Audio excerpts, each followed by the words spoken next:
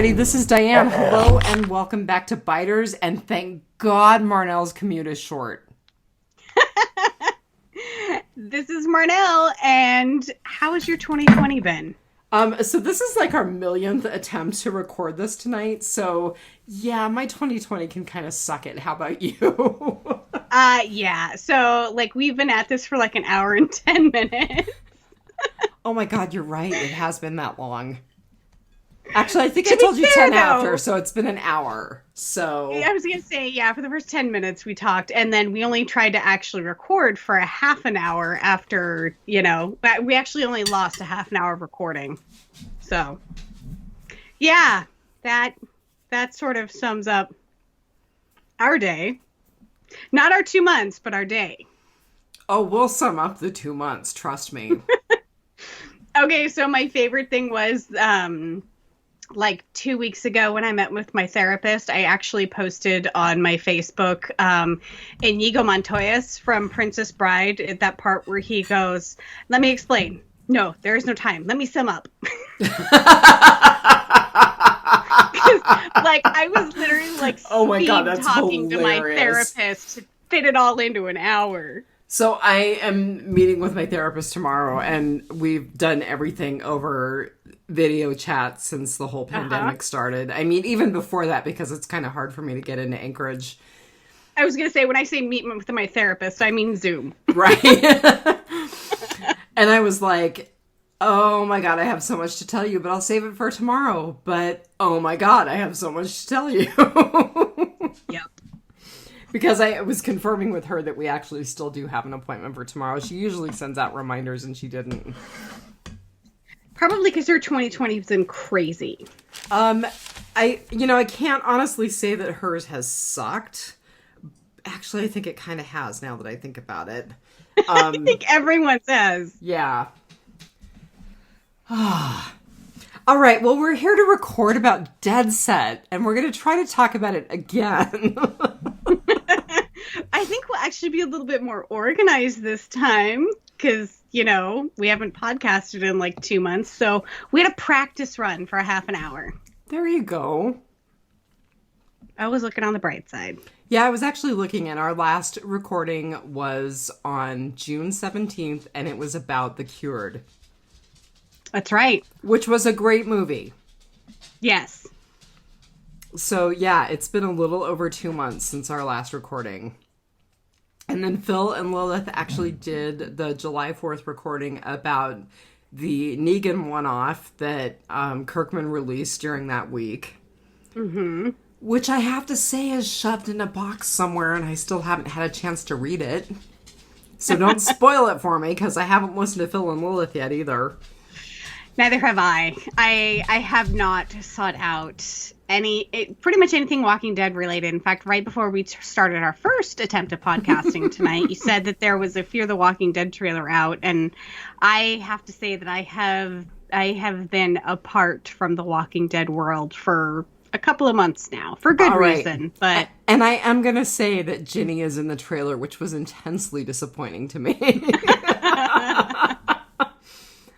And she had human eyes. They weren't zombie eyes. Right. I'm not convinced that Morgan's are zombie eyes either. They're just horribly bloodshot, which is consistent with being brutally beaten. Right. And I mean, it could be a nightmare sequence anyway. You'd never know what they're going to throw at you. Oh, yeah. Ginny is totally a nightmare sequence. Can we redo season 5, please?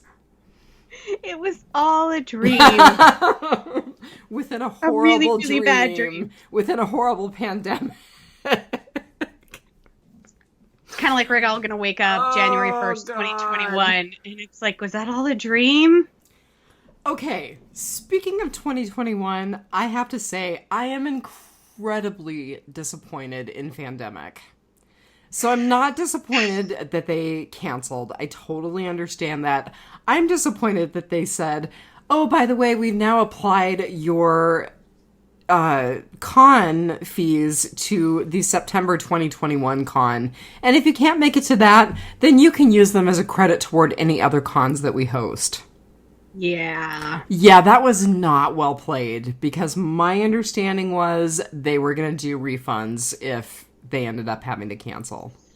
Ditto on Alaska Airlines. So when I booked our ticket, right. yeah, I was told that basically if you have to cancel, like basically for any reason, but it'll probably be COVID, we'll do whatever you want. We'll refund, we'll rebook, we'll, credit you towards future travel, whatever you want. And yeah, no. I mean, I got credit towards future travel, which I have to use by April of next year.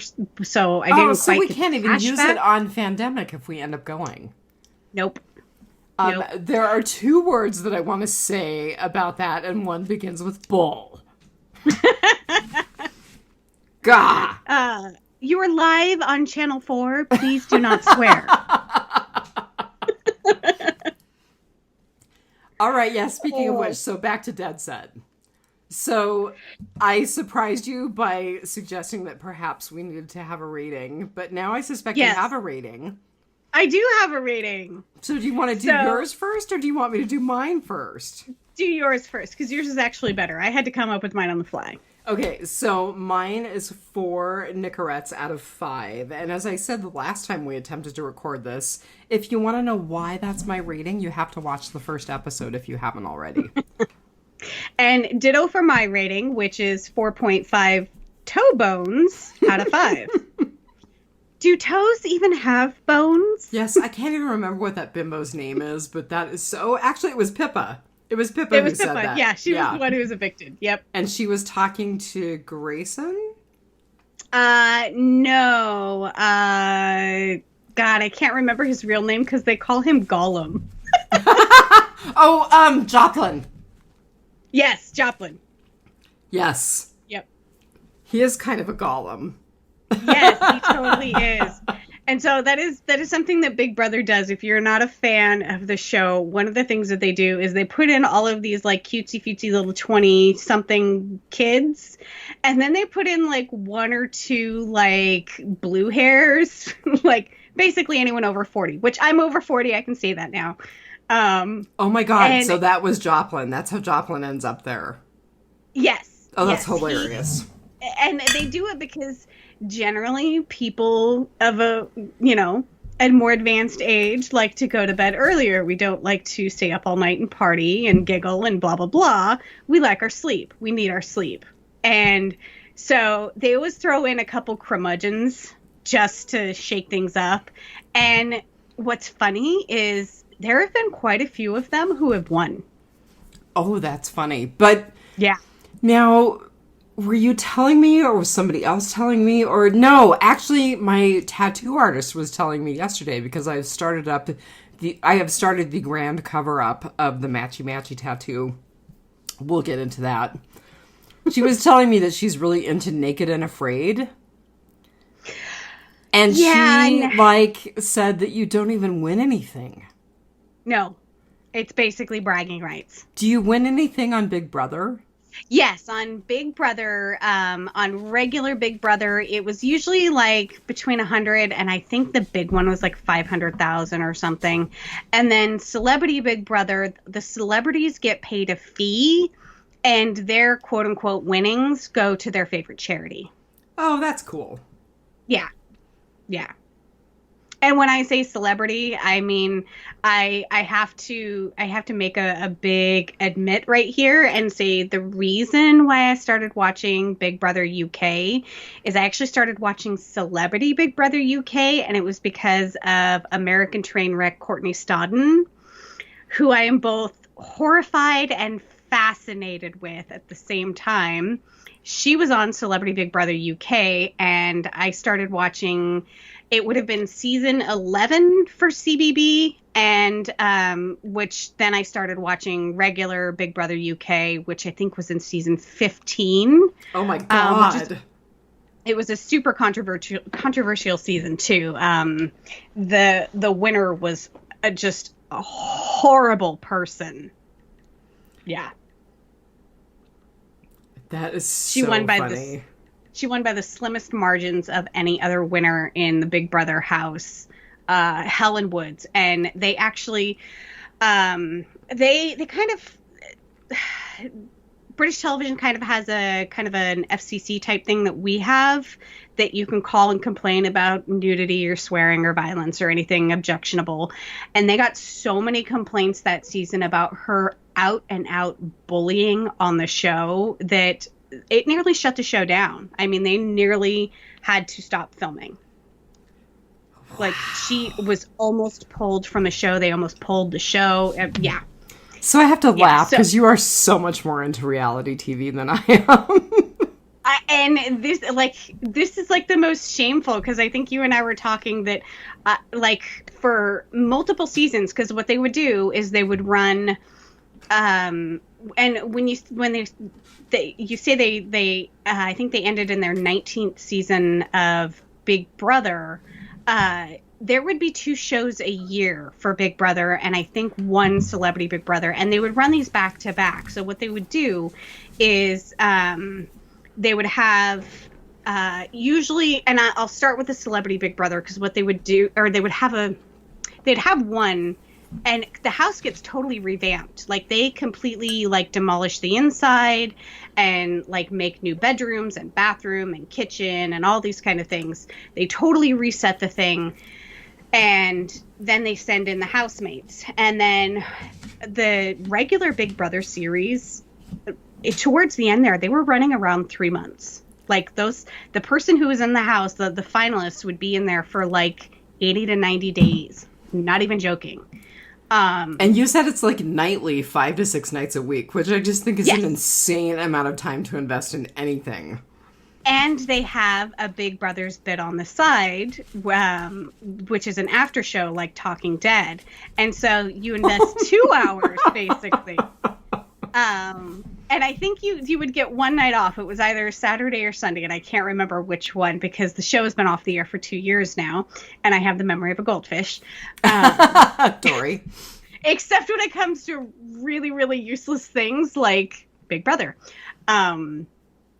So then they, after the series would end, and then like less than a week later, they would have another set of housemates go in, and it was usually like Big Brother, then Celebrity Big Brother, and then Big Brother again, and then they demolish the inside of the house, redo it, and start all over.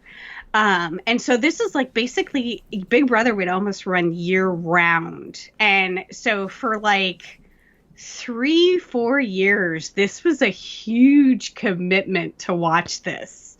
But I'm absolutely fascinated with it. It is a giant social experiment. And I will say at the end of the series, it was a lot more contrived than the beginning series was, because I did go back and watch a couple of seasons of the early stuff. And it just like, what was the MTV series where they put all the kids in the house? Real World?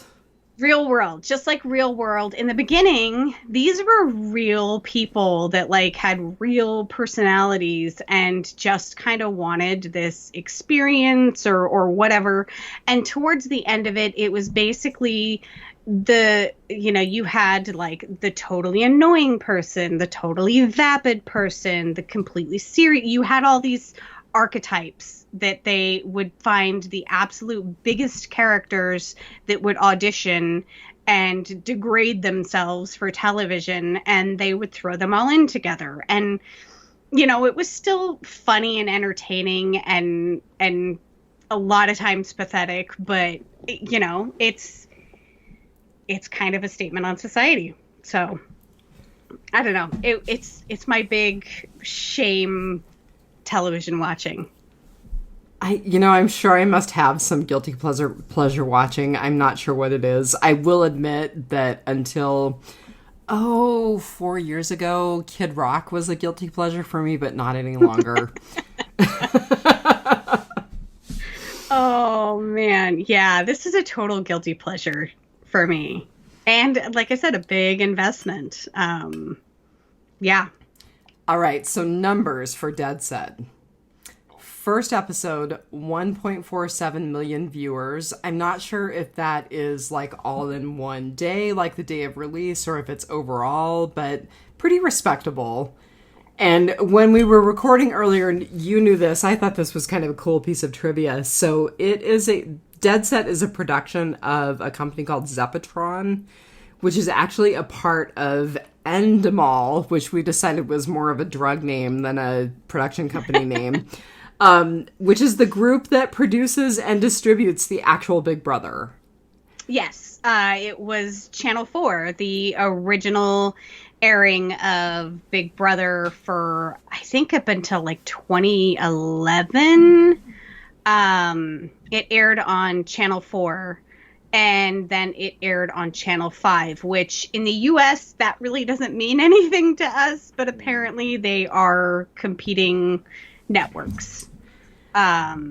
So yeah, I started watching it when it was on Channel 5, so I don't quite get as much out of it, with Davina McCall being the host of Big Brother as I would have. I mean, like I said, I did go back and watch a couple of the earlier series, just because of some of the controversy that happened in the earlier series. But yeah. And so for people who haven't watched it and who haven't watched Dead Set, Davina McCall actually plays herself as the host of Big Brother on Dead Set. Now, and they even got Marcus Bentley. I was just going to ask you if the narrator actually went with Big Brother over to Channel 5. Yes. So Marcus Bentley has been the narrator throughout. Yes. Okay. Yes. He has a very distinctive voice. If that had changed. He is actually the narrator in Dead Set as well. Yep. There were quite a few minor celeb cameos in the series Dead Set. And before we were talking about Charlie Brooker being one of them, who was the writer and producer of Dead Set. Some of the cameos were people who had actually appeared in Big Brother as contestants.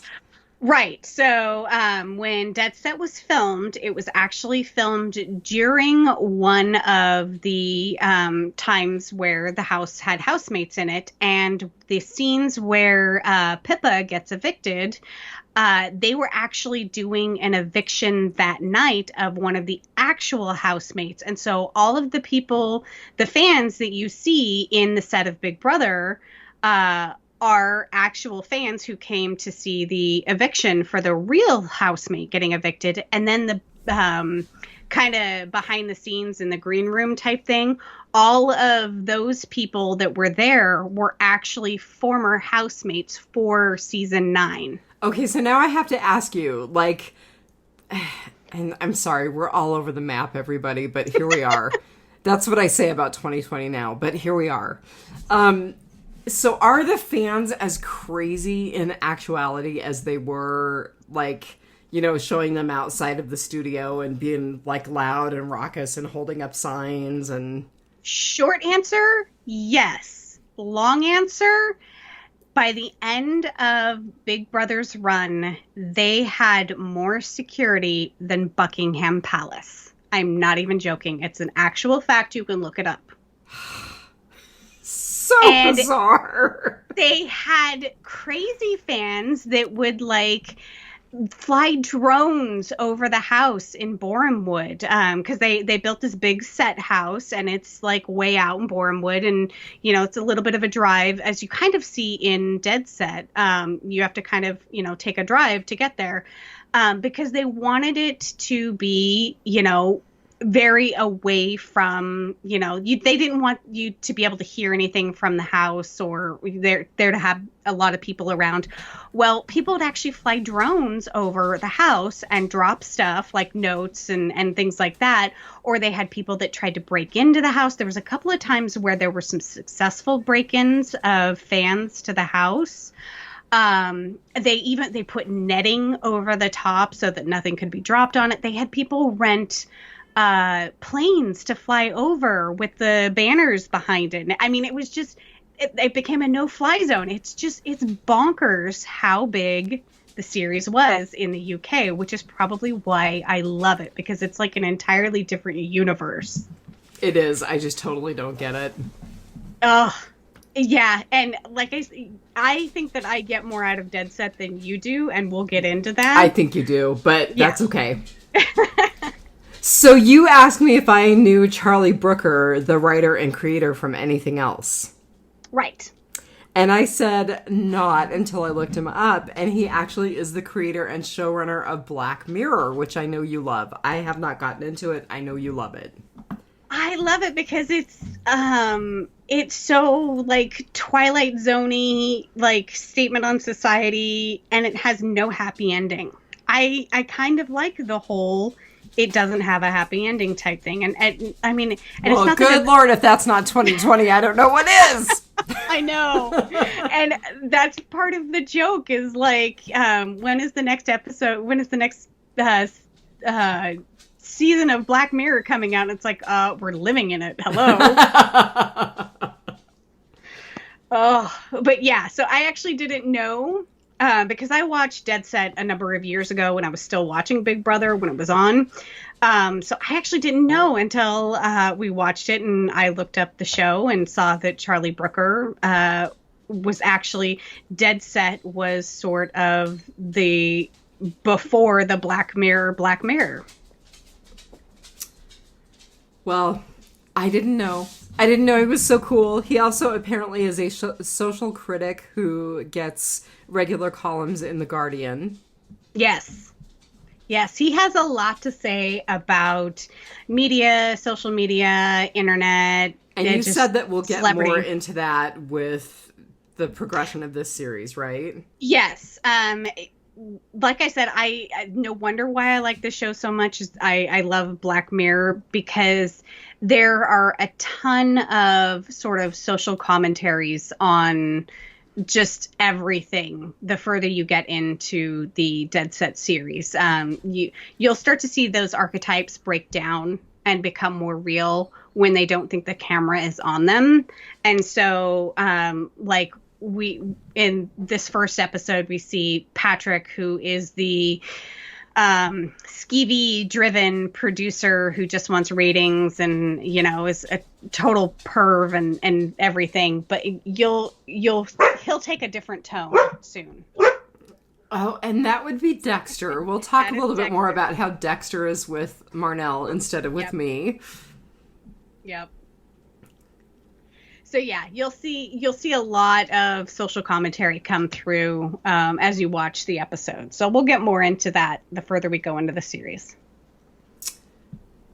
You know, again, I'm willing to give it a chance. So it's not all Big Brother. I mean, we start to get to the real zombie stuff in further episodes. I'm in it for the long haul. All right, so our director, and you didn't realize this, I pointed this out to you. No, I audibly gasped last time. So the director is Jan Demanji, I'm not sure if I'm saying it horribly badly. A French-Algerian director, best known for Dead Set, also got a British Independent Film Award for Best Director in 2014 for a movie called 71, which I may look for at some point. It's about Belfast in 1971, so the Northern Ireland conflict. Yeah. Anyway, I happened to be looking this director up tonight, and he is working on HBO's new series, Lovecraft Country. Which is probably going to make me have to get HBO Max. Well, which is making me a little bit crazy because I was ranting at you earlier that I already pay for HBO through Amazon. If I have to buy HBO Max, I'm going to be really, really mad. And I really do want to see it, so I may just buy it as a one-off thing like I did with Chernobyl before I started paying for... before I start paying for another streaming service. Yeah. Yep, I totally get it. So our featured cast member is Jamie Winstone. That's how we decided we're saying it. Yeah, there's an E on the end, so we decided we're saying stone instead of stun. Right. And she actually plays probably, at this point, the only redeeming character Yes, Kelly. the only character that I like, the only character I'm interested in at this point, you assure me that gets better. It does. I think she'll be our protagonist throughout the entire series, so I think she'll probably remain your favorite, but there'll be a few that kind of like, you're like, okay, maybe they're not so horrid. I'm thinking Patrick is not going to be one of them. He remains horrid, but he breaks down quite a bit. He's not so high and mighty. But so Jamie, the only thing that I know her from is Dead Set, because I was not interested in watching the 2018 Tomb Raider remake. Yes, and we clarified that that is not the 2001 Angelina Jolie. It is the 2018 remake. Right. Yeah, it didn't look interesting. The other half even started playing it, and I got like a half an hour into it, and I was like, yeah, no, I'm going to go in the other room and watch something else. Oh, man. And you are like a serious TV and movie watcher, so if you're giving up, it's not good. Yeah, I mean, it wasn't even just like that I didn't even try. I tried, and this is someone who got through the entire 2 hours of Solaris and was like, I want that 2 hours back of my life, and I couldn't get through the new Tomb Raider, so... but Jamie is in a couple of movies that I think I might actually seek out. And we were laughing earlier at the name of one of them, called Donkey Punch. Right. Totally inappropriately named. No relationships whatsoever to the plot that you told me. Right. So the plot of it actually is... after meeting at a nightclub in a Mediterranean resort, 7 young adults decide to continue partying aboard a luxury yacht in the middle of the ocean. But when one of them dies in a freak accident, the others argue about what to do, which leads to a ruthless fight for survival, which completely reminded me of season 1 of Fear the Walking Dead. So I'm like, it takes place on a yacht in the middle of the ocean and people die. I gotta see it. Was the yacht in season 1 or wasn't it season 2? What? It was. Do I have to go back and watch Fear the Walking Dead? No, you don't. Just don't make me watch season 5. I will watch seasons 1 through 4 over and over and over and over and over again. Well, season 1 and 2, I think were the really good ones. Yeah. Madison. I after what's her Ginny, I will bite my tongue on Madison forevermore. Oh, God. She's in the trailer. I may have already said this in this podcast. I may have said it the last time we tried to podcast. I can't remember, but it just horrified me. Right. Which, by the way, I'm eating a bagel and drinking wine, so I'm having a fabulous culinary time right now. Oh, that sounds delicious. 2020 gave me high triglycerides, so I have to go on a diet and get a treadmill. So the other movie that I kind of want to seek out is based on a true story made in Dagenham, and I'm probably slaughtering that. It's a dramatization of the 1968 strike at the Ford Dagenham car plant, where female workers walked out in protest against sexual discrimination. And so she looks like she plays a pretty prominent role in that movie, and it's right up my alley, so I kind of want to see it. We may have to do that for The Real Housewives, because I have not given up on that podcast. No, I have not, because I really, really would like to do a couple of movies for that podcast. Well, and we totally owe The Hate U Give to Lilith. So. Yes, absolutely. So, yeah, Di uncovered all of her podcasting stuff, and she's in a new podcast central, so hopefully this is the start of something good. Yeah. The second half of my life. Right. So I am looking at my Walking Dead Season 3 poster. I am looking at my Kirk Manley original prints. I am looking at my picture of Rick riding into Atlanta on the horse. And I'm looking at the "Don't make me throat punch you" card that you sent to me. You are gonna have to send me a picture of that because I do not remember sending that to you, but that is hilarious. And I have yet to get the zombie, like, decision tree that you sent me framed, but there are 3 things I'm gonna get framed, and that's one of them, so...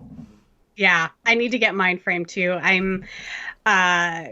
I've started to actually turn the spare bedroom into an actual office, like, and I've hung things on the wall and made better lighting and things like that. So, because, yeah, even after coronavirus, I think we are in this telecommuting thing for the long haul, which I absolutely love. I love having the option to go into my office.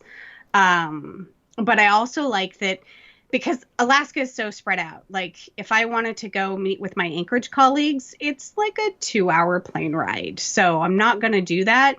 So now that everyone's gotten a little more proficient in screen sharing and telecommuting and things like that, that meetings are so much more productive now that we can, all run those things ourselves. And yeah, I like it. We'll talk a little bit more about lighting. Okay, what else do you have to tell us about Jamie? So there's really not much more on her that I have a little bit of stuff that I found on Wikipedia. Okay, go right ahead. Okay, so she has been in several British films and series. We kind of talked about that. Interestingly enough, she was in a series with her dad. Ah. So her dad's name is Ray Winstone, and they were in a series together called Murder Investigation Team. Which is a pretty utilitarian name, if you ask me. She sings backup in her sister's band. She had her modeling debut in 2008, the same year that this series came out.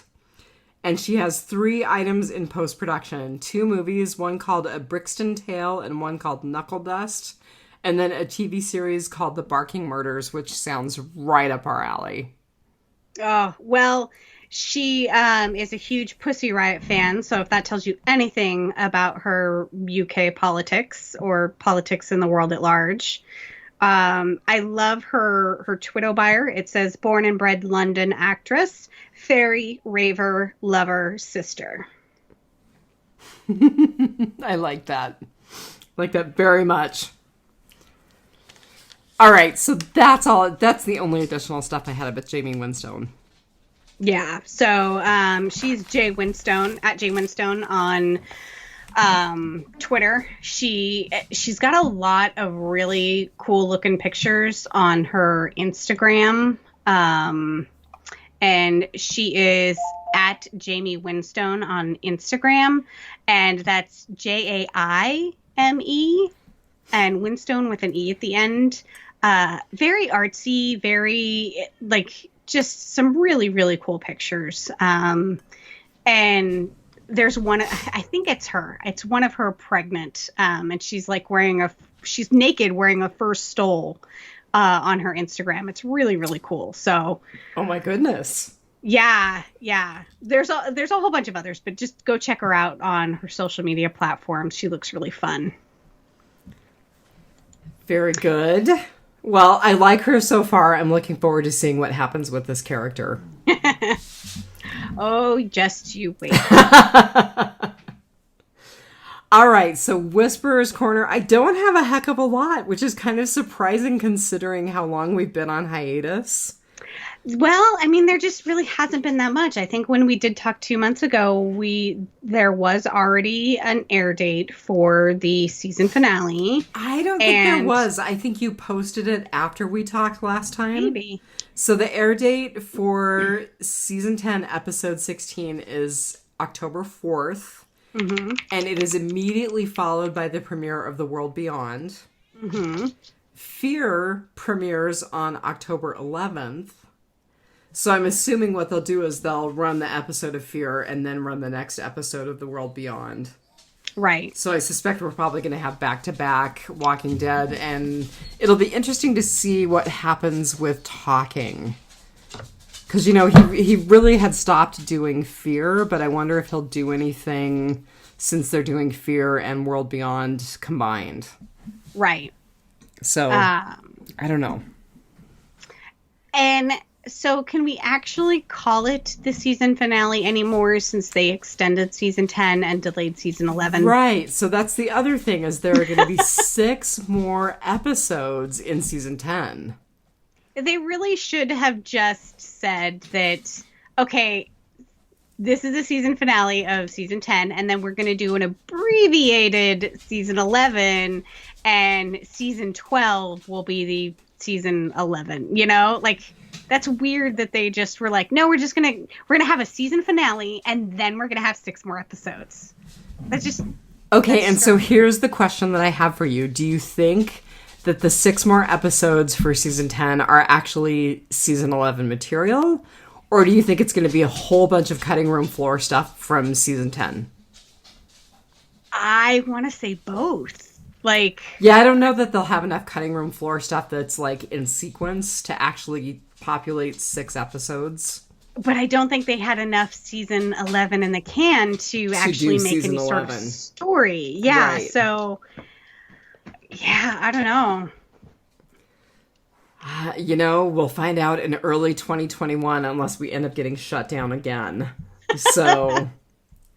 Oh, man. You know, I was actually... This is a little bit of a tangent. I was talking to my massage therapist. I finally got a massage after not having one since February, going from having one, like, twice a month to like, none. I finally was like, okay, like... First world problems, I gotta have a massage.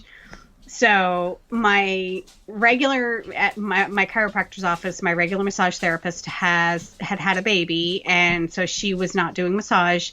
And the other massage therapist in the office actually got exposed to COVID, and so she was staying home. And so I had a massage therapist who practiced at the chiro before.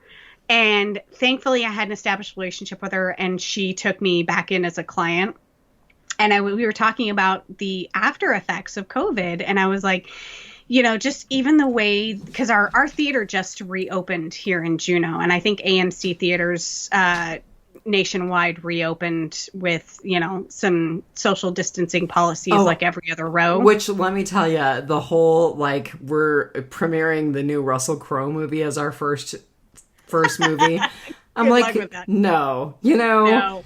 I would totally sign up for Wonder Woman, and I probably will go to Wonder Woman 1984 when it comes to the theater. But, you know, Russell, I loved you in Gladiator. You're freaking amazing. But no, that's not what would haul me back to the theater in a pandemic. Nope. But so not only has the way we view things changed, but if you watch anything now and you see like a crowded restaurant or a bar or just people without masks in public, you're like, oh yeah, that was pre-COVID. Like, I can't imagine what movies, I mean, of course, in our make-believe world of The Walking Dead, things aren't really going to change much. I don't think they're going to be wearing masks very much or social distancing because COVID's not a thing there. Everyone's already infected. But in movies and television going forward, like we're going to see something completely different than what we've been viewing previously. So it's just going to be really interesting going forward. I don't even know what to say. I don't either. I don't envy anybody who wants to do the things that you can't do right now. Like, I was an introvert long before it was cool. You know, I've just got to say, all of the if 2020 was a blank memes are just killing me. If 2020 was a cereal and it's a cereal bowl full of milk and cigarette butts, I love it. It's perfect. I have one that I'll have to post. It's a street sign. It's a pole with a bunch of street signs on it, and there's an arrow pointing right that says one way, and it's pointing right, and then it also has a street sign pointing to the right that says dead end. And then there's a street sign pointing left that says no parking. I was just like, if 2020 were a sign. Oh. But I don't envy anybody that, like, you know, wants to go out and socialize at a club or a bar or go to a packed theater or anything like that. I like telecommuting and having my groceries delivered. That's, yeah. I'm still not into the grocery delivery thing. Although I actually am close enough to a grocery store now that might happen. I wonder do they offer pickup? Yeah, they do. Okay. Yeah. I'm totally down with dropping my laundry off and having somebody clean it and fold it and have it ready for me. I'm totally down with that. That works for me. Hey, that sounds amazing. It's pretty amazing. Although I miss having my own washer and dryer. Yeah. Which kind of takes us into the housewives' housekeeping corner. It does. So I'm going to say number one, divorce derails everything. So does death. Yeah, that's true. So let's see. Since we last podcasted, I was informed by my husband of nearly 30 years that we're getting a divorce. I have moved out and I now live in a little tiny cabin about 30 minutes away from where I was. Surrounded by horses and turkeys. Surrounded by horses and turkeys. Not all bad. And chickens and miniature horses and dogs. And I was able to keep 3 of my dogs and 1 of my cats. The cat is making me insane. Because, unfortunately, my bandit passed away, I had room in my home for one of your dogs. Yes. So I have Dexter, who is the barky one. And the other housewife has Aster, who apparently is doing quite well. So divorce derails everything, and then death does, because your dad died. My dad died. So when our mother almost died. Yeah. So when we stopped podcasting, I rushed down to Washington because my dad was hospitalized again. If longtime listeners will remember, last year, May, he had an aortic aneurysm and was hospitalized, and I had to rush. We rushed down there too. Nobody survives that. Nobody survives that, and he survived that. So, of course, rushing down this time, it was like, okay, is this really it? Or is this like another miraculous recovery? Well, it was another miraculous recovery. So I came home after, he got out of the hospital, and I took him to a few follow-up appointments and everything. And he was home and he was up and around. And I mean, like, you literally could not, we had to like physically keep him off of his forklift in like 100-degree heat. So he was fine. So about 3 days after that, he wound up back in the hospital, and the other housewife went down, and shortly thereafter she called, my father is not Diane's father, so Diane's dad didn't die, my dad died, so it would be fine if my dad died. It would be fine. Your dad will outlive us all. Because he is a craven Nazi. I can't say the word that I would want to use on the podcast. So there we go. Well, they were looking for, like, eternal life and, like, stuff like that. So, my other sister flew down. We both flew down, and all 3 of us spent about 15 good hours with my dad. And he passed away peacefully, surrounded by his daughters. So, that's why I can talk about it and not cry, because it's exactly the end you would want for a family member. And then less than a week later, our mother had a heart attack. Which actually got all 5 of us kids talking on the phone for the first time in how many years? More than a decade. Yeah. Yeah. That didn't last for very long, but here we are. No, but Mom is okay. She had 2 stents put in, and she's recovering. And I called her hospitalist and told him he was a hero, because he kept looking for the heart attack when other people would not have. Right. So the signs of heart attack in women is much different than men. She didn't even have any symptoms. Yeah, none. She didn't even have any of those. And it was one of those things where I think he was just like throwing tests at the wall to see what would stick. He knew she was a very brittle diabetic with horrible blood sugars, and he did his due diligence, and thank God. Right. And they had sent her home the previous day, and I think the only reason why they kept her this time is because her blood sugars were just so astronomically high. So, yeah, so all within about 2 months for me, my dog died, my dad died, my mom had a heart attack, and my sister is getting a divorce after 30 years. So our lives are like a country song. Sideways. Yeah, that's how I keep describing it. My life has gone sideways. Oh, yeah. So, speaking of country songs, so this segues perfectly into my next thing, which is there were 2 albums that were released just for me in 2020. So, one is Gaslighter by the Chicks, formerly known as the Dixie Chicks, because, oh my God, Natalie Maines is really angry about her divorce. And the other one is Taylor Swift's Folklore, because it is heartbreaking and mature, and the sounds are really lush. I mean, it is such a good album, and the song Mad Woman and the song Exile, they were both written just for me. That's awesome. I always loved Taylor Swift. I never knew I was a Taylor Swift fan, and here I am, almost 50 years old, and I'm a Taylor Swift fan. The Dixie Chicks, I loved the Dixie Chicks when they were the Dixie Chicks way back when, before everyone started burning their albums for something stupid. But yeah, and me, not a country fan, I like the Dixie Chicks. So I started to listen to a few of the new songs, and it really just didn't resonate with me right now, but I probably just was not in the right headspace. It's because you're not getting divorced after 30 years. After 30 years. Yeah. No. My life is a Leonard Cohen song. Which one? The one where your dog just died.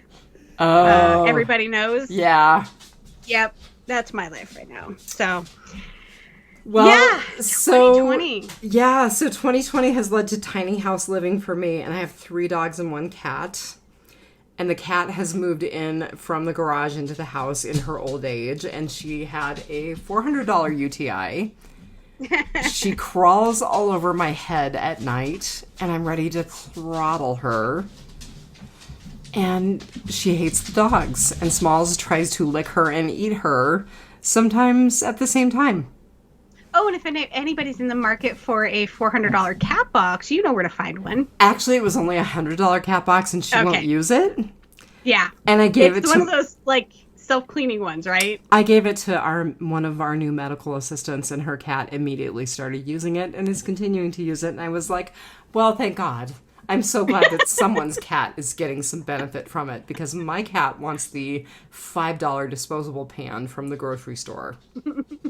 Your cat's like, no, you will scoop my poop. Again, by the way, there are a few choice descriptors that I want to say about the cat that I can't say on the podcast. So. Oh, man. Oh, my God. But our animals, you gotta love them. Well, I'm really glad that I have them, because I think I would, definitely when you are not even a month into, oh my God, I'm getting divorced and I'm almost 50, you fluctuate between angry and lonely and betrayed and glad that it's over and grateful that somebody pulled the trigger and everything in between. And, yeah, I'm just glad I have the animals, because they give me some company. Yeah. It's good. Yeah. And I'm just like, could all of this not happen at fiscal year end for an accountant? Thank you. Like, literally, my poor boss. I'm just like, my dad's dying. Oh, my dad's dying again. Oh, my dad's dead. Oh, my mom's dying. Oh, I'm going up to Anchorage to get a dog. Because my sister's getting a divorce. So for someone should not travel, I have done a lot of flying in 2 months. Yeah. So that brings you up to speed on the Housewives. Kind of. I mean, I think so. I'm sure there's more. I'm sure there will be more. I'm not unpacked yet. Let me tell you, there is a lot to unpack. That just sums things up. Yeah, I'm glad that my therapist always schedules me with a little extra time because a 50-minute hour just wouldn't do it. You know, and I cannot even remember if I said this on the last attempt at podcasting. By the way, are we still recording? Yes, we are. I've been kind of keeping an eye on things because Good. Yours truly messed up the recording last time. I think this is right around the time that I said that and I might have said it on this podcast, I don't know anymore, that I posted a meme on my Facebook about my first appointment with my therapist after all of this going down. I was like, I had to speed talk on Zoom with her because I just had to fit everything in. And so the meme that I posted on Facebook was Inigo Montoya's from The Princess Bride, where he's like, let me explain. No, there is no time. Let me sum up. It's exactly how I feel about all of this. There's just no time to explain it all. Oh my God. It's exhausting. Mm-hmm. Okay. I have a couple of podcast things to say. That are related to other podcasts. So Martha Southgate, our very own Martha Southgate from Southgate Media, as in amazing partner to Rob Southgate, has her own podcast now called Broken to Brave. And I've only listened to probably the first 4 or 5 episodes. It's amazing. It's amazing. It's great. She's wonderful. I highly recommend it. So can you give us a little bit of a summary? It's kind of about how, I don't want to put words in her mouth, but she kind of had a bit of a breakdown and how she recovered from that and how she basically was like, I'm going to do all of these risky things and I'm going to force myself to come back out of my shell, and here I go. Oh my God, that's amazing. It is. It's amazing. Oh, and by the way, their deck looks amazing. The other thing that I wanted to say about podcasts is Aim for the Head. I believe tonight or tomorrow night is finishing up their abbreviated cover. I mean, not their abbreviated coverage, but their departure from the world of The Walking Dead, because we're all on hiatus right now. They're covering The Outsider, which was amazing. So I need to go back and listen to their podcast now and listen to their coverage of The Outsider because I really enjoyed it. I finished my rewatch of The Handmaid's Tale because I really needed more dystopian fascist society in my life. I don't have quite enough of that. Like I said, I read the book 30 years ago. I couldn't handle I tried watching the series and it's really well done and I just couldn't cope. Well, season 4 is coming out soon, and like I said, I just can't get enough of dystopian fascist society. And I started watching a show called Ellie's Finest with Gabrielle Union and Jessica Alba, who I absolutely love. And now I'm inspired to go rewatch Dark Angel, but I really, really, really need to watch The Outsiders because everyone keeps bugging me about it. It was a great movie, or a great series. I really enjoyed it. Yeah, it's going to be one of those that I have to put my phone down and you really have to pay attention because it's very intricate. So, one of the ways that I rewatched The Handmaid's Tale is because it's something that I've seen before and I could do something else while I was doing it. So I'm kind of redoing my bathrooms. And I painted the cupboards and I did that faux finish on the top and everything. And yesterday I went and pulled the trigger and I bought new flooring and new toilets and new light fixtures. So yeah, I won't be watching The Outsiders while I'm redoing my bathrooms, but that's the exciting point in my life is new toilets. Well, I'm learning how to use a level.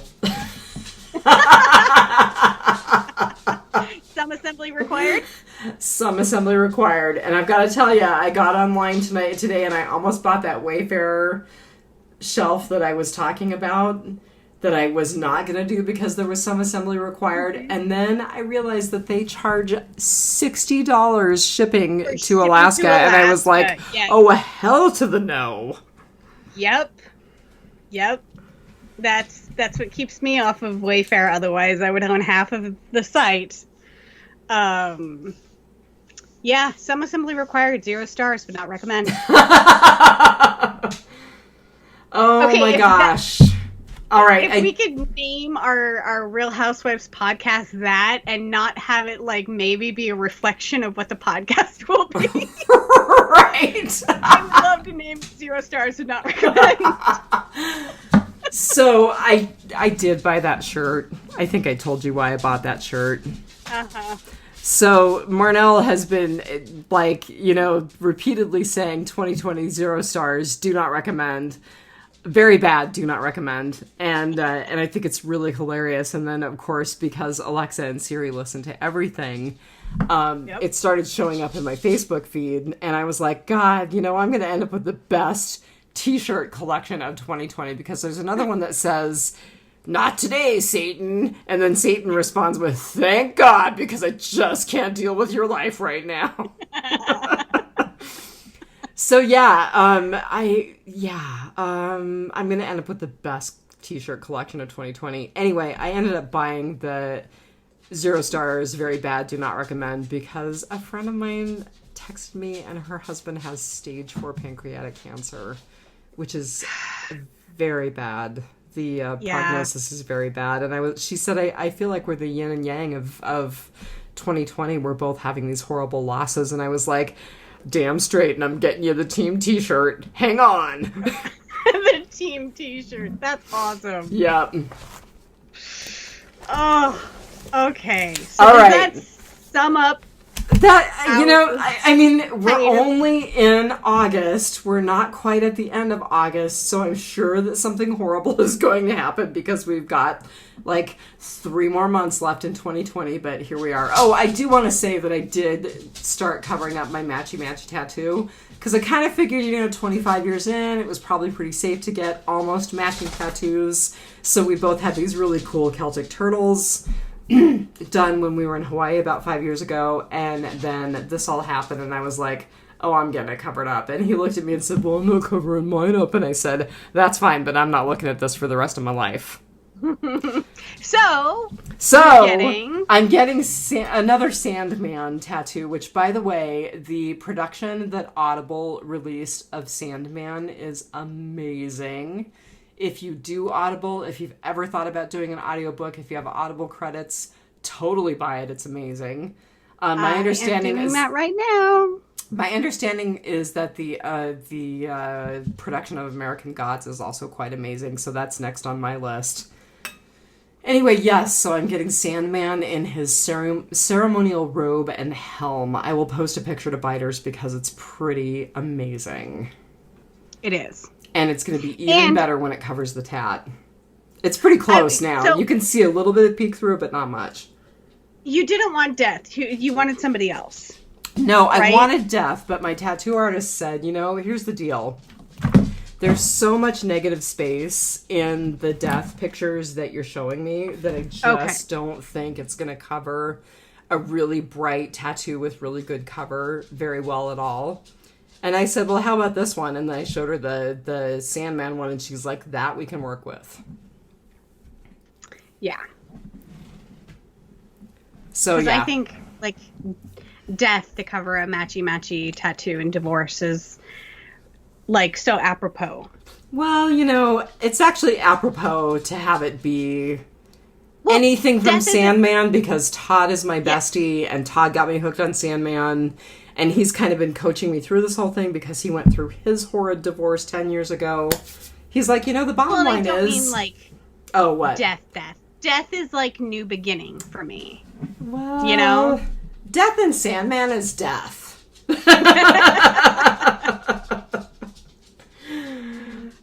Anyway, I will post a picture to Biters because it's a very cool tattoo. And right now... It's about 3/4 of the way done, maybe 2/3 of the way done. It looks really good. Yeah, it's going to be amazing. Oh my gosh, I have one more thing for Whisperer's Corner that I forgot. I just pulled it up on my computer. We're never going to finish this podcast tonight. Okay, so Norman Reedus and other cast members of The Walking Dead are participating in a charity event for a charity called the Loveland Foundation, and they support communities of color in unique and powerful ways. So they are part of this thing called the Loveland Foundation, and you could potentially win a Walking Dead video call.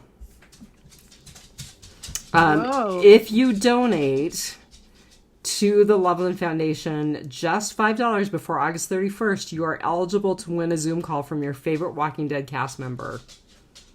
After the campaign ends, 26 winners will be chosen, one for each cast member listed.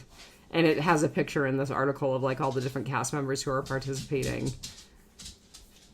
So I will post that to Biters as well, because I thought that was really cool, and people have a little bit of time where they can kind of squeeze in on that. That is very cool. Yeah. You would probably choose Norman Reedus, wouldn't you? I don't know. I might choose Emily Kinney. Emily Kinney is one of the people that they've got listed. So, I don't know. That's a toughie. I'm a Daryl fan, but like there are other people that I love equally. So, yeah. Yeah, not sure that Daryl would be my first choice. Not saying he wouldn't be, but not sure that he would be. I think Michael Cutlass would be fun. Yeah. Cudlitz is pretty funny. Yeah. So, does that take us back to Dead Set? It takes us to our goods, bads, and uglies, which I didn't write down between our first failed attempt to podcast and this attempt. So, you can go first. So, my good, and this is we're probably going to talk a whole lot more about ourselves this episode and not the show, because there wasn't a whole lot in the show. This was really a setup. You start in day 64. So like the fake audience of Big Brother has gotten to know, these housemates. We don't. We came in completely blind 2 months in, but just the little bits that we have seen of the Big Brother cast, our household, the housemates, completely spot on for the archetypes that they put in the house. You've got the I forget what they called the blonde chick, something about her bra or something, with a wonder bra or something like that. And then the what did Patrick say? The northern bird, which was Pippa, because she's Scottish. Which is Pippa. Yep. And you had the older guy, and I can't remember what the older black woman's name is, but like there's these archetypes. Space. There was the young guy who was kind of modern hippie-ish, I guess. There's always just these characters that they put in the house, and thousands of people auditioned for these roles. And so on the show Dead Set for Big Brother, these were absolutely perfect matches for the things that I have seen on Big Brother UK. And so as a fan, I was immediately engaged in the show. So I absolutely loved it. I fell completely into the world when they started out. And they started out with Marcus's voice, day 64, So I loved it. So I would have to say my good is the kind of the interplay between the real and I don't even want to say the fake, more the hyper real setting of Big Brother. Because, I mean, it's so not real sticking all of these people in this house for a reality television show. Yep.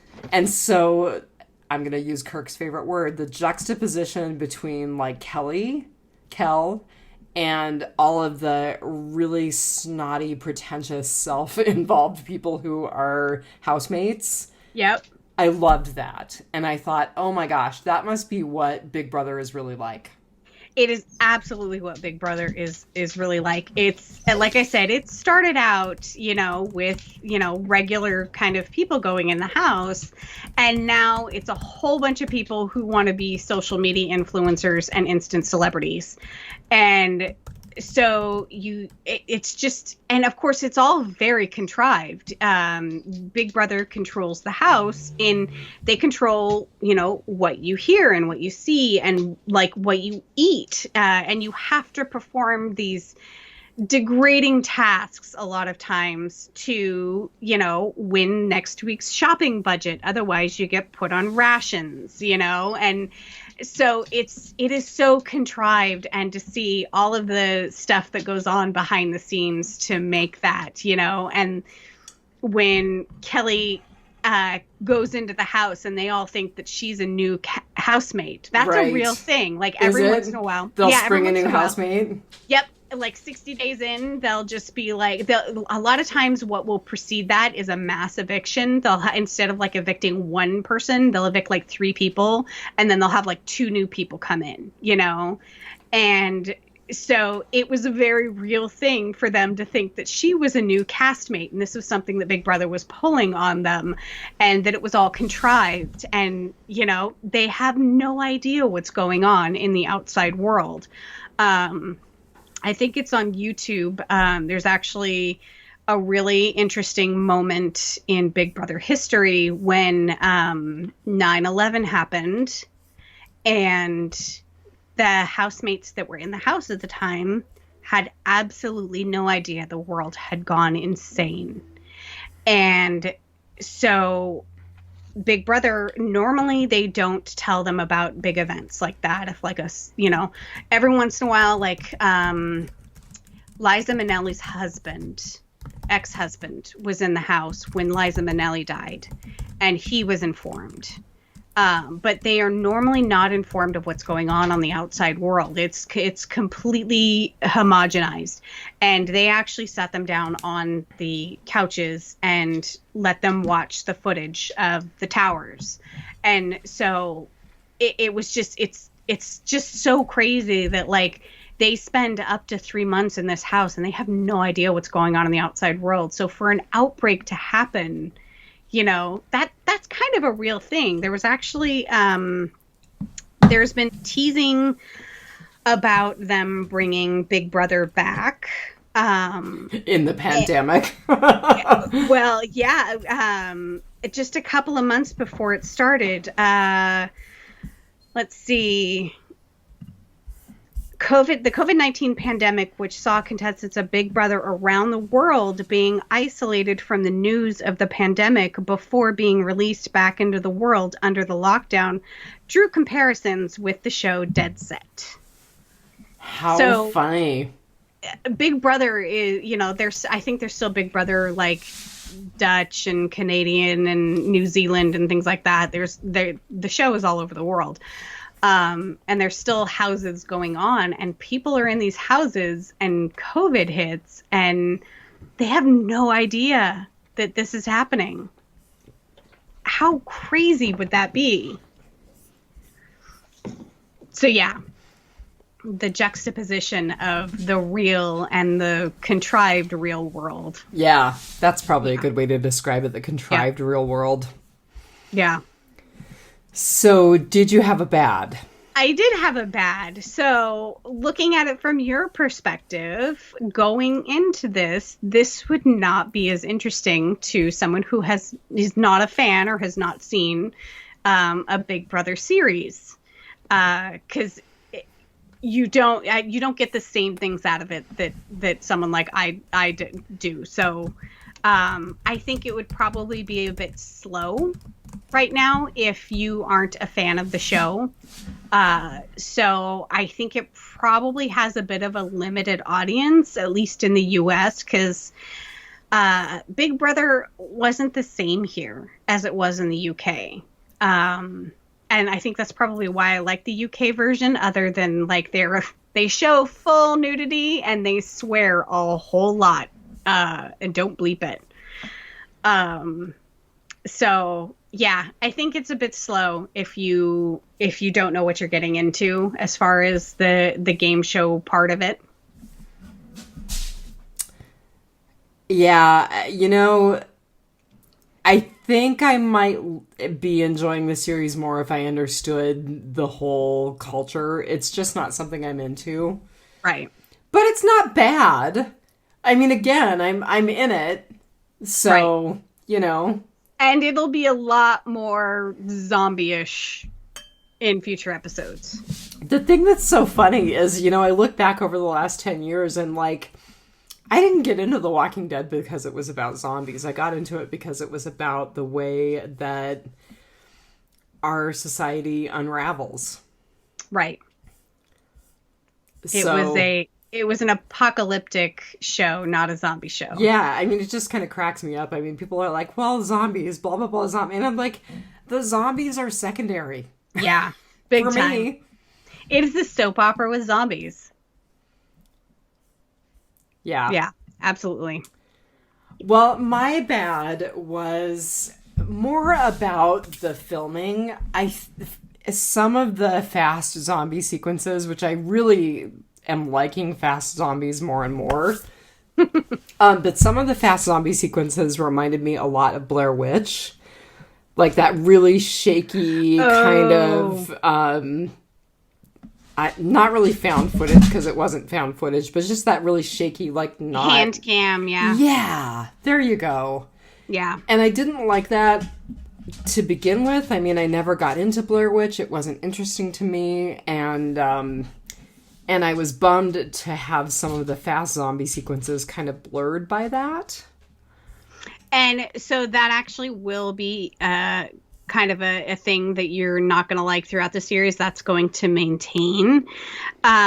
So Simon Pegg, who of course is famous for Shaun of the Dead, made a commentary about Dead Set to The Guardian.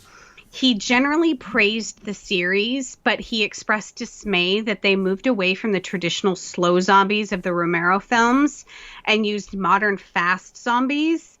And the reason they stated, Brooker responded that it was due to a variety of reasons, including budgetary constraints, the fact that Dead Set had to differentiate itself from Shaun of the Dead, which was the popular zombie movie of the time, especially in the UK.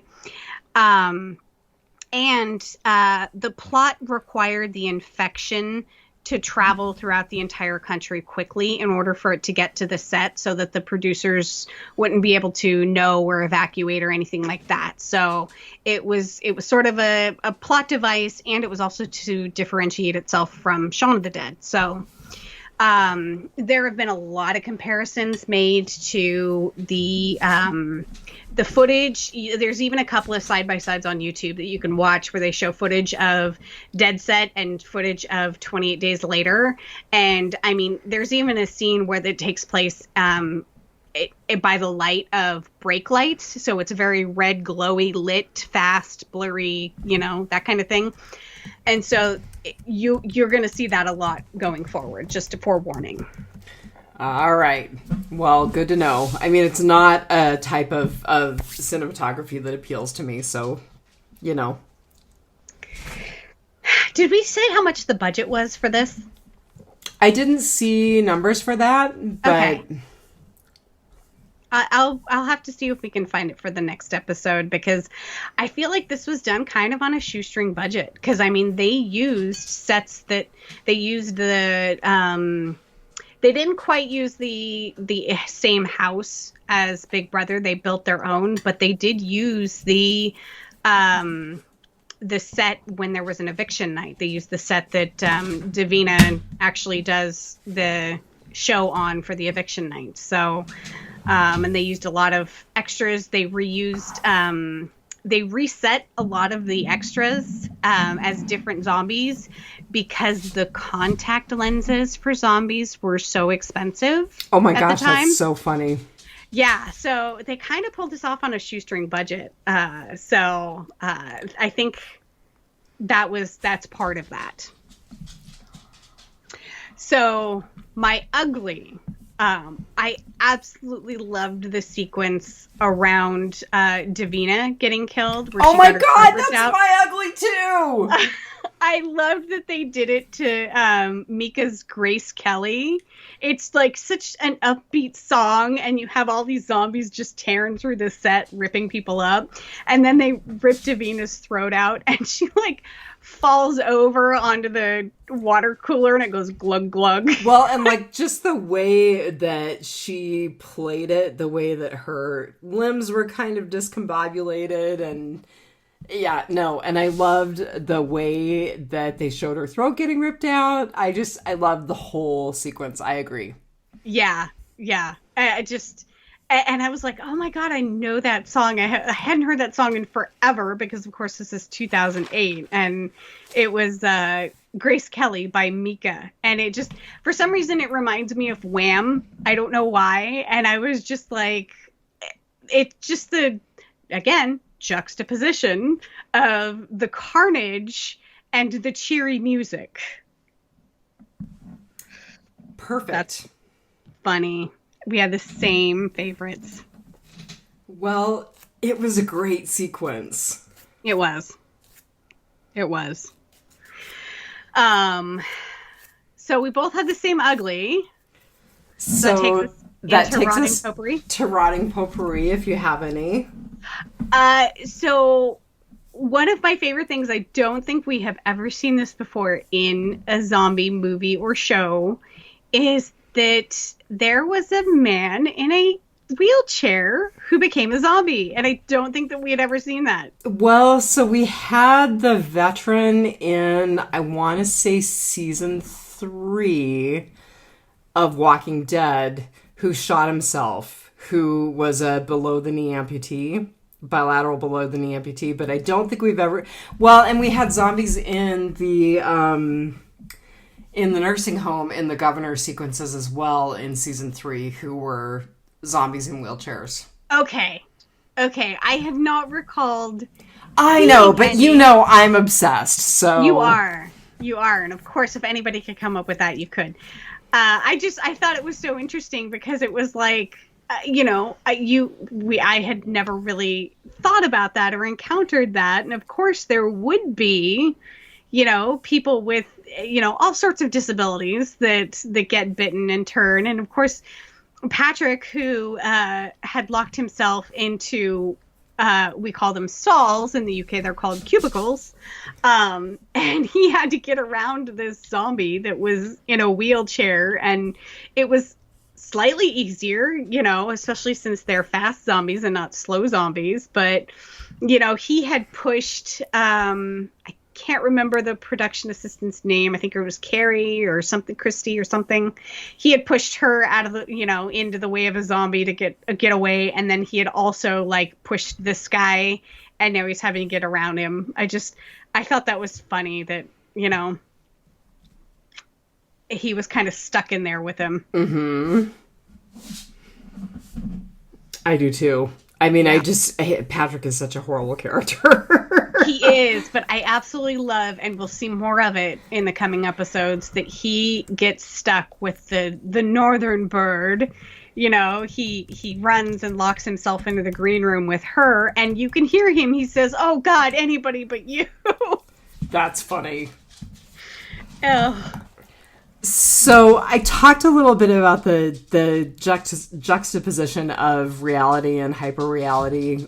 And the other thing that I really liked was toward the end of this episode, they showed the partying contestants on one screen and then invading zombies on the other screens. Mm-hmm. And I thought that was a really, really cool juxtaposition as well. Well, I loved when then the stage where they had all the fans, where the outbreak was currently happening. You know, everyone was panicking and being bitten and trying to run, and in the background you have the Celebrity Big Brother house, you know, just as normal. And yeah, there was a whole lot of juxtaposition in this.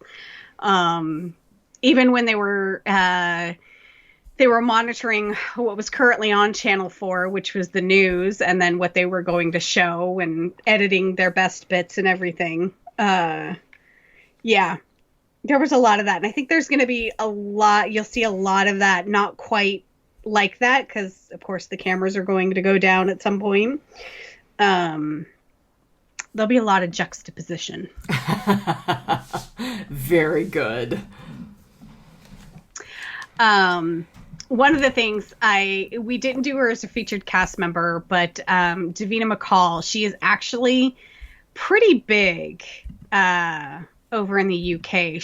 If you look her up on IMDb, she has got a ton of credits to her name, and it's mostly she's appearing as herself. And it's because she's the host of something like Big Brother, or I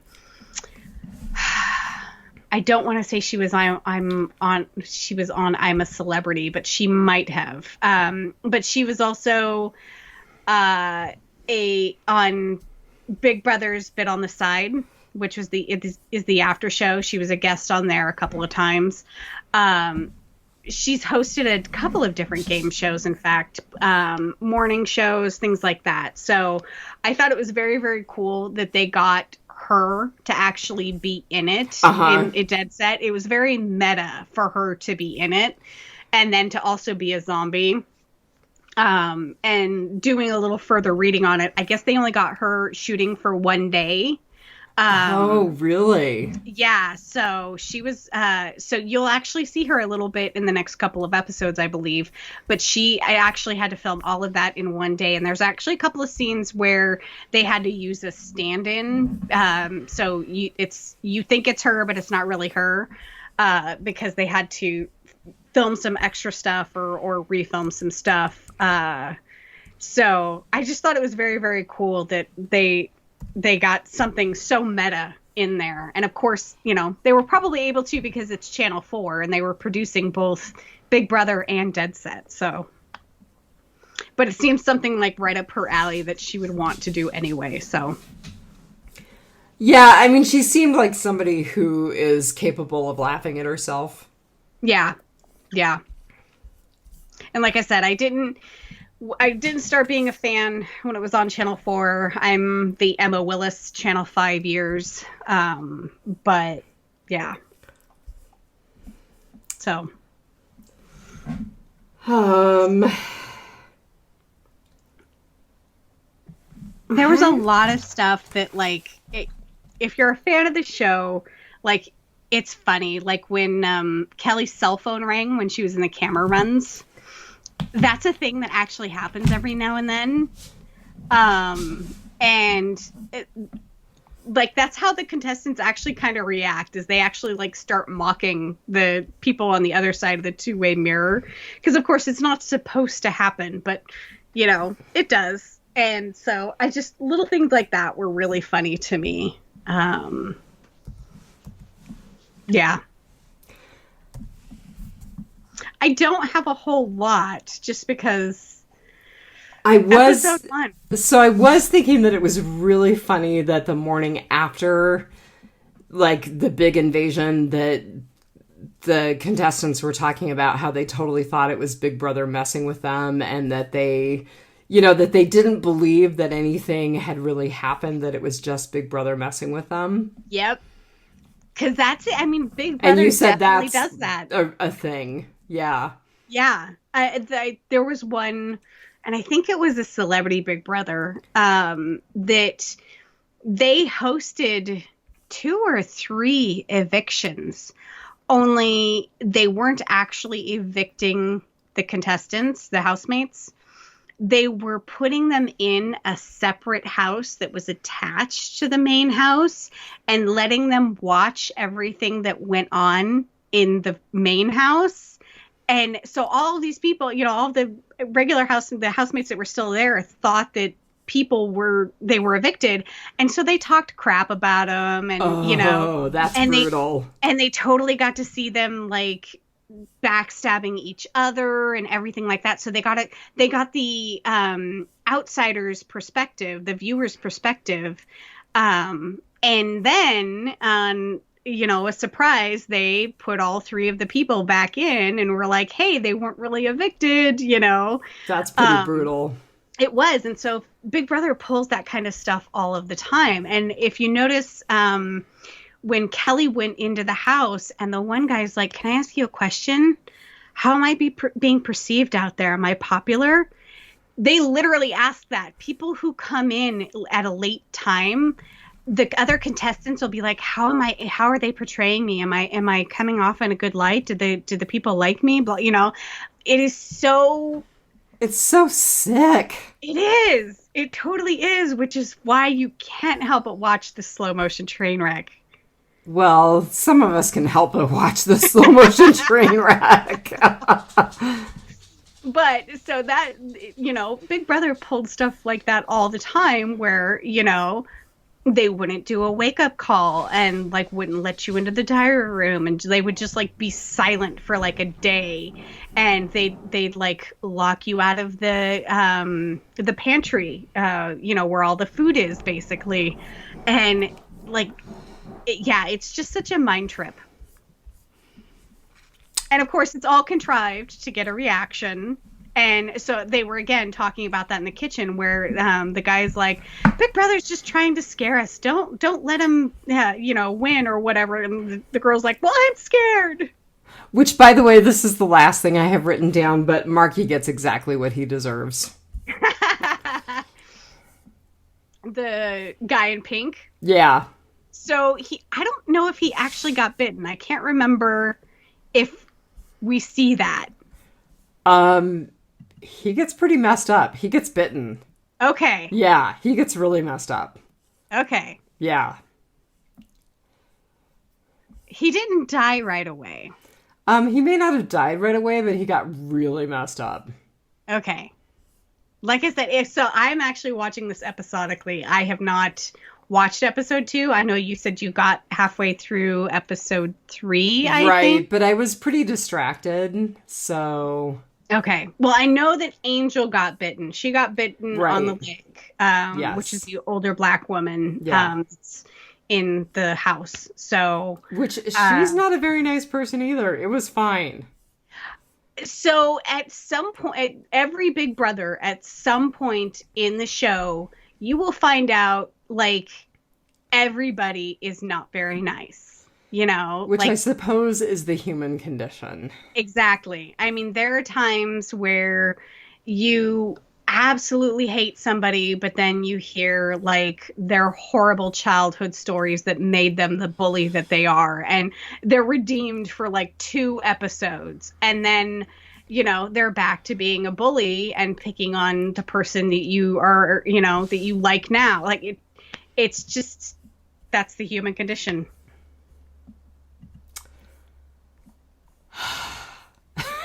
The real part of reality TV is the viewer's reaction. Okay, so next time it's episode 2. Mm-hmm. And we really do have to get, now that I've got my podcasting equipment uncovered and I don't have any hair appointments or tattoo appointments here in the next couple of weeks, we should get The Real Housewives up and running. We should. I'm totally down. All right. Well, are we still recording? That's the question of the hour and a half. I was going to say the question of the hour, but the question of... So the answer is probably no. No, we are. We actually are. Good, because it's like almost 10 o'clock and I don't think I could restart again. And I don't think I could either. And I actually said I was going to chart, and I don't think I'm going to chart because I'm really tired. Oh. And I'm not. I should be. So. Yeah. So we're back. We're back. And until next time. Just remember. Take it. Take it. One dead day at a at time. a time. Right on cue, Small. Have a good week, everybody. Oh my god. Have a good week, you guys. Bye. Bye.